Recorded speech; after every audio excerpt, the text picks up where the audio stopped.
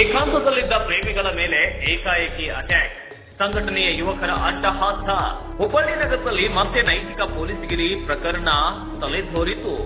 Ashok Nagar police ಠಾಣಾ ವ್ಯಾಪ್ತಿಯಲ್ಲಿ ಪ್ರೇಮಿಗಳ ಮೇಲೆ ಸಂಘಟನೆಯ ಯುವಕರು ದಾಳಿ ನಡೆಸಿದ ಘಟನೆ ಭಾರಿ ಚರ್ಚೆಗೆ ಗ್ರಾಸವಾಗಿದೆ.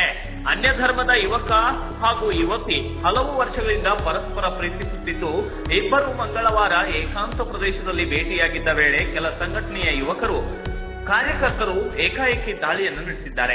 ಸೋಷಿಯಲ್ ಮೀಡಿಯಾ ಮೂಲಕ ಮಾಹಿತಿ ಕಲೆ ಹಾಕಿದ್ದ ಸಂಘಟನೆಯ ಯುವಕರು ಸ್ಥಳಕ್ಕೆ ನುಗ್ಗಿ ಯುವಕ ಯುವತಿಯನ್ನ ಸುತ್ತುವರಿದು ವಿಡಿಯೋ ಚಿತ್ರೀಕರಣ ನಡೆಸಿದ್ದಾರೆ. ಬಳಿಕ ಯುವಕನ ಮೇಲೆ ಹಲ್ಲೆ ನಡೆಸಿ ಇದು ಲವ್ ಜಿಹಾದ್ ಎಂದು ಆರೋಪಿಸಿ ಗದ್ದಲ ಸೃಷ್ಟಿಸಿದ್ದಾರೆ ಎನ್ನಲಾಗಿದೆ.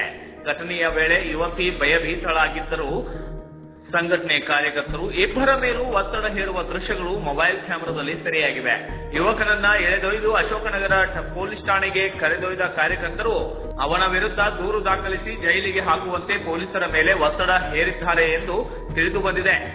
ಘಟನೆ ಕಣ್ಮುಂದೆ ನಡೆಯುತ್ತಿದ್ದರೂ ಪೊಲೀಸರು ಆರಂಭದಲ್ಲಿ ಮೌನ ವಹಿಸಿದ್ದಾರೆಂಬ ಆರೋಪ ಕೇಳಿ ಬಂದಿದ್ದು, ಸಾರ್ವಜನಿಕ ಸ್ಥಳದಲ್ಲಿ ಕಾನೂನು ಕೈಗೆತ್ತಿಕೊಂಡು ಯುವಕನ ಮೇಲೆ ಹಲ್ಲೆ ನಡೆಸಿದ ಸಂಘಟನೆಯ ಸದಸ್ಯರ ವಿರುದ್ಧ ಯಾವುದೇ ತಕ್ಷಣದ ಕ್ರಮ ಕೈಗೊಳ್ಳದಿರುವುದು ಯಕ್ಷ ಪ್ರಶ್ನೆಯಾಗಿದೆ. ಇನ್ನು ಹುಬ್ಬಳ್ಳಿಯಲ್ಲಿ ಹೆಚ್ಚುತ್ತಿರುವ ನೈತಿಕ ಪೊಲೀಸ್ಗಿರಿ ಪ್ರಕರಣಗಳು ಮತ್ತೆ ಕಾನೂನು ಸುವ್ಯವಸ್ಥೆ ಹಾಗೂ ವೈಯಕ್ತಿಕ ಸ್ವಾತಂತ್ರ್ಯದ ಬಗ್ಗೆ ಗಂಭೀರ ಚರ್ಚೆಗೆ ಎಡೆ ಮಾಡಿಕೊಟ್ಟಿದ್ದು, ಪ್ರೀತಿ ಮಾಡಿದರೆ ಅಪರಾಧವೇ ಎಂಬ ಪ್ರಶ್ನೆ ಇದೀಗ ಸಾರ್ವಜನಿಕ ವಲಯದಲ್ಲಿ ಕೇಳಿ ಬರುತ್ತಿದೆ. ಇವರ ರಿಪೋರ್ಟ್, ಕನ್ನಡ ಜನಶ್ರೀ ನ್ಯೂಸ್, ಹುಬ್ಬಳ್ಳಿ.